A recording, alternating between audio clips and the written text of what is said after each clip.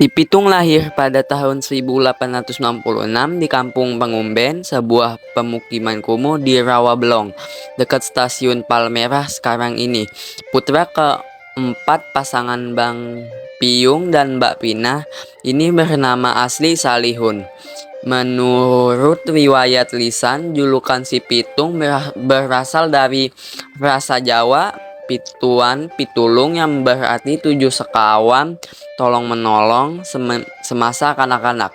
Salihun berguru di pesantren Haji Naipim, tempat ia diajari mengaji, dilatih pencak silat, dan dibiasakan untuk selalu waspada terhadap keadaan di sekitarnya.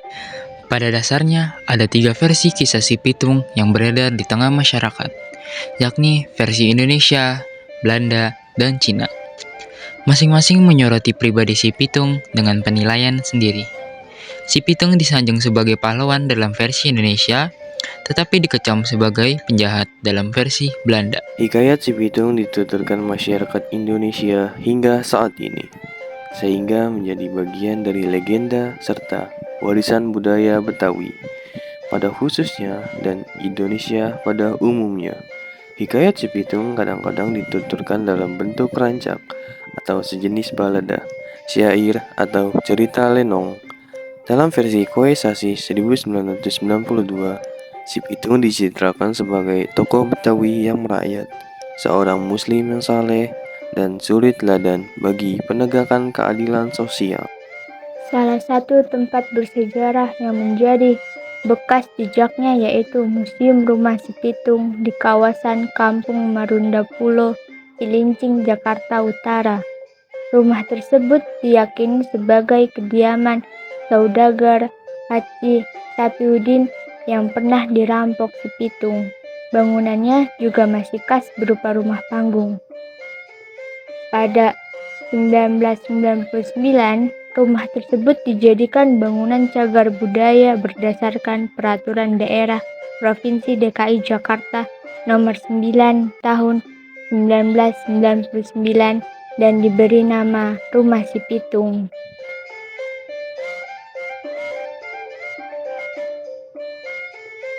Perkenalkan Bapak, kami dari kelompok 4 P5 SMK Negeri 65 Jakarta. Kami ingin mewawancarai sedikit Bapak tentang rumah Si Pitung ini. Kira-kira Bapak namanya siapa ya Pak? Nama saya Pak Sudirman. Bapak sudah bekerja di sini sejak berapa lama? Alhamdulillah sudah berjalan hampir 5 tahun. Lumayan cukup lama ya Pak. Kira-kira Bapak, saya ingin menanyai tentang sedikit ini. Kira-kira bangunan ini dibangun sejak tahun berapa sih Pak? Bangunan ini diperkirakan akhir abad 18. Cuman setelah diperbarui, direnovasi mulai abad akhir 19. Jadi termasuk di catatan di sana itu abad ke-20. Ini tuh emang rumah aslinya di sini atau Ini hanya rumah singgah. Kalau singgah? bahasa orang Betawi dulu itu petilasan. Kayak untuk belajar bela diri gitu. Iya betul, belajar bela diri. Entah mungkin dia saat itu di tanah kelahiran daerah Rawabelong sana, Jakarta Barat itu terdesak, dia menghindar ke sini. Oh, jadi itu dia lahirnya di Rawabelong. Betul, daerah Rawabelong. Jadi ini cuma rumah singgahnya aja ya? Rumah singgah aja petilasan. Kira-kira kan ini bangunannya ada 3 ya Pak? Betul. Ini bangunannya emang rumahnya dia yang bikin atau dari pemerintah yang bikin? Kalau bangunan aslinya itu awalnya memang sudah ada seperti ini. Cuma untuk menjaga kelestariannya sampai sekarang ya yang utama itu tadi untuk pembelajaran para pelajar muda-mudi sekarang ini menyangkut sejarah, makanya dilestarikan oleh pemerintah, bahkan sering direnovasi dan sampai sekarang dijaga dengan baik. Ini renovasinya lumayan cukup sering atau gimana Pak? Renovasi itu tergantung dari APBD negara sih keputusan. Jadi intinya barang mana yang kira-kira sudah lapuk atau memang wajib diganti ya pasti dikerjakan. Itu direnovasi pemerintah DKI ya? Iya betul, biasanya per akhir tahun sih. Terus kira-kira pengunjung yang rame itu pas kapan gitu Pak? Biasanya pas hari libur aja, Libur. kebanyakan itu weekend biasanya Sabtu Minggu.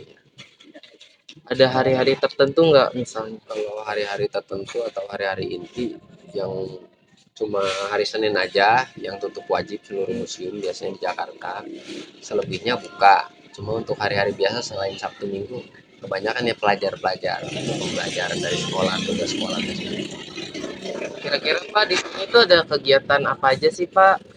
Kayak mungkin ada pentas atau gimana? Betul.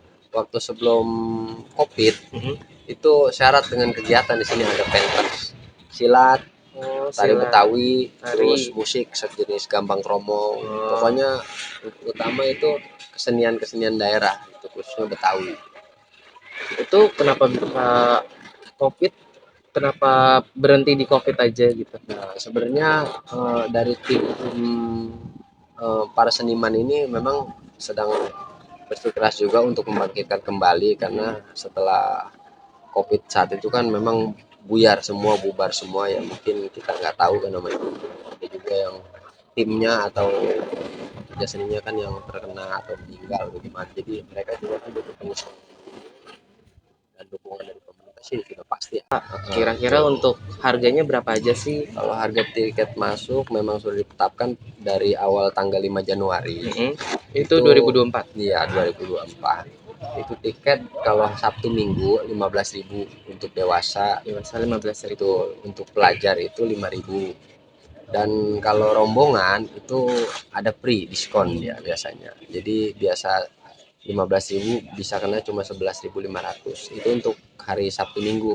Tapi kalau hari biasa itu cuma 10.000 pengunjung. Lumayan terjangkau ya Pak. Ya lumayan terjangkau. Terus ya. terakhir nih Pak, kira-kira di sini ada Instagram atau sosial medianya nggak Pak? Oh ada, dari khusus yang dikelola itu dari pusat sana Museum Barihan. Ada Instagram, ada media sosial, pokoknya sejenis media sosial ada semua di sana. Jadi ini salah satu museum baharinya ya Betul. dari Ini, pusat gitu. Iya, bagian yang dikelola di bawah naungan Museum Kebaharian Jakarta. Di sini ada banyak juga dari Rumah Pitung, Masjid Al-Alam, terus makam Kapiten Jongker. Oh, Ya sama di kepulauan sana 3 di Tau sama Taman Arkeologi Onrus. lumayan banyak ya yang Lumayan dikelola ya. banyak dikelola sama Bahari di daerah Pasar Ikan sana Jalan Kakap. Yaudah Bapak, terima kasih atas wawancaranya. Siap. Semoga seni-seni Betawi di Indonesia, di Jakarta khususnya ya, Siap. semakin meningkat gitu, semakin maju lagi gitu, semakin banyak dikenal. Terima kasih ya Bapak. Sama-sama.